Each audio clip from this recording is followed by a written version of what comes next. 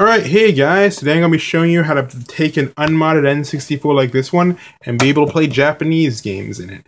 For instance, right here I have Mario Kart N64, the Japanese version. So a real quick overview of why you may want to do this. There are some games that are Japanese exclusive, like Custom Robo you may want to play. Or maybe you just found a copy online of a not text-heavy game that's a lot cheaper. For instance, you can pick this up for about 15 bucks on eBay with free shipping from the US, and it's a Japanese version and extremely well conditioned, and this game's not very text-heavy, so who knows, maybe you want to play Mario Kart 64 again, but don't want to spend like the $40 or whatever it costs for a bad-looking used version on eBay. Alright, so let's get started. The first thing we're going to show you is what happens if you try to play an N64 game on a N64 that's not for the region. This is a modded N64. It's region free, so as you can see, no problem playing Japanese games. This is an official US N64 with no mods whatsoever.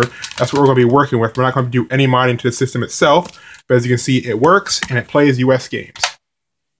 Alright, so the first thing I'm going to show you is what would happen normally if you just put a Japanese game in a US system.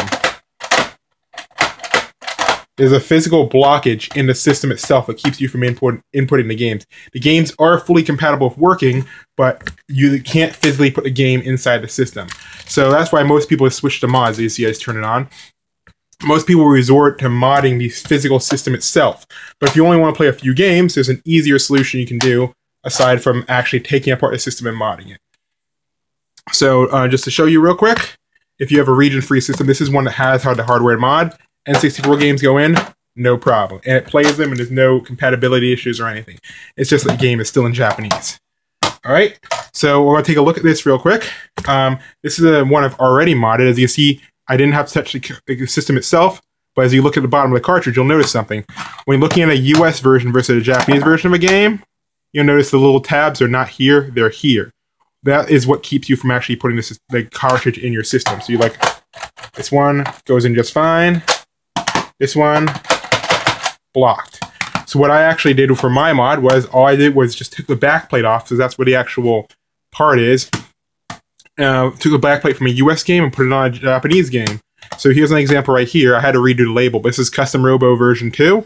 And as you see, it has a slot there because I took another back from another game, stuck it on here. So as you see, stick it in here, turn it on,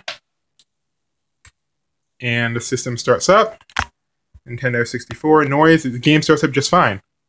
So it's not a software problem, it's clearly a hardware problem. So I'm going to show you how to do this mod real quick. It's super easy and actually not too expensive. For this example, I'm using a really terrible copy of Star Wars Episode 1 Racers. Not the game is bad, but the condition is terrible. The label is scratched off. It was a whole lot more dirty when I got here. I don't even know how N64 games get this dirty.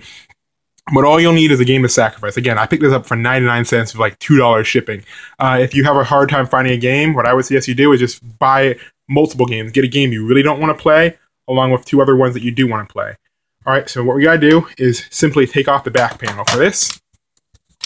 And then we take off the back panel for our Japanese game, and we swap them. So you'll need something to hold your screws. I'll be using this. And just take the back plate off. I'll have a link to where you can pick up the screwdriver in the description. But yeah, if you just want to play like 1 or 2 Japanese games, this is really your best solution. Because if you use this mod, it will work on any unmodded United States N64 system. Not just your specific ones. Because you saw I have a modded N64. Or if I wanted to play Custom Robo or Mario Kart at someone else's house, I'd have to mod their N64. And I'm not sure they'd be too keen on that. So what we're simply doing here is just removing the back plate with the screws. Don't be too hasty with this. Take your time. The screws themselves, there's no real issues with them. I keep bumping the stupid tripod. Sorry about that. So this part's the easy part, is just simply opening it. Take the screws, put them in some place where they don't get lost, because I'm sure these screws are not easy to find.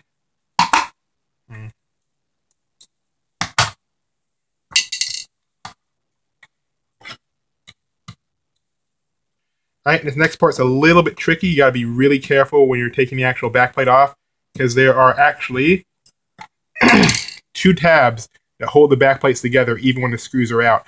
If you're not careful, you can break these tabs. They're not super important. As you can see, when I did my first conversion for Custom Robo, I actually broke off one of the tabs. The game still plays just fine, still holds together just fine. It's Nintendo. It's not going to break even if you mess it up a little bit.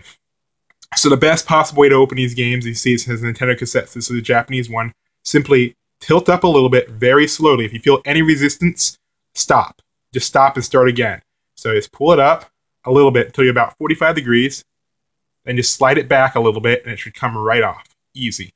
If you have to, do not tug. If you tug, you'll break a tab. But again, even if you break the tab, it's not a big deal. All this is just casing for the game itself. There's no electronics in there. Same thing here, tilt it up about 45 degrees-ish. Pull back, comes off easy, no tab is broken. Alright, so now we're holding Star Wars. I actually had to clean up the back of this game because it was really, really dirty. Alright, now Mario Kart 64. Take the one that says Game Pack, because that means it's the English version. Same thing, line up the tabs. 45-degree angle first, then line up the tabs. And as long as you don't force it, you won't break any tabs. Once you have it 45 degrees, just let it go, and it slides into place. Alright, so just as a test to make sure it works, although there shouldn't be any problems as long as you made it clean and stuff, go ahead and stick it in your N64. You don't even have to put the screws in. Turn it on. Boop. And ta-da, start it up. So that means it's good. You can go ahead and prepare your second cartridge if you want. My sound's turned off. You can't hear it. And here's the Japanese intro screen from Mario Kart 64. Woohoo! Alright. So go ahead and take this. Same thing. Come in at a 45-degree angle. Simply hook this into the tabs, like so. Once you see it, once you can see the tab through, that means you're good. Don't force it. Just let it drop. And boom, you're ready to put the screws back in. Right. I'm only going to put screws back in the Mario Kart 1 just so you can see the full process. As you can see, this one now says N64 cassette, and this one says Nintendo 64 Game Pack. Alright. Once it's perfectly lined up, if you're having trouble getting it lined up, just simply tap the bottom right here, and you can get the screw holes lined up. Just hold it with your hand, like so. And then you don't want to over tighten it, but you just want to make it tight enough so that it's secure. Take your other screw. If you want, you can probably find out which screws match by how shiny they are. Some games aren't taken care of as well. Will have the screws a little bit faded. But to me, it doesn't really matter.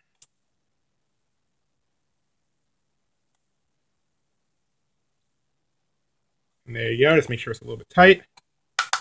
And there we go. We have just converted Mario Kart 64, the Japanese version, to a US region lock game. So now it will work on any US game system. Unfortunately, it will not play in Japanese systems. Oh no.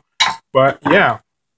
I'm not sure what the rules are for selling converted games, so you may not want to list these on eBay after you convert them, because I'm not sure what their rules are about that. But, I mean, there we go. And it's completely reversible. If we wanted, we could switch the backs back, and we could have this game back. But again, I have two copies of this game. I lost my other one, so I'm not sure what it is. But again, I have a region-free N64.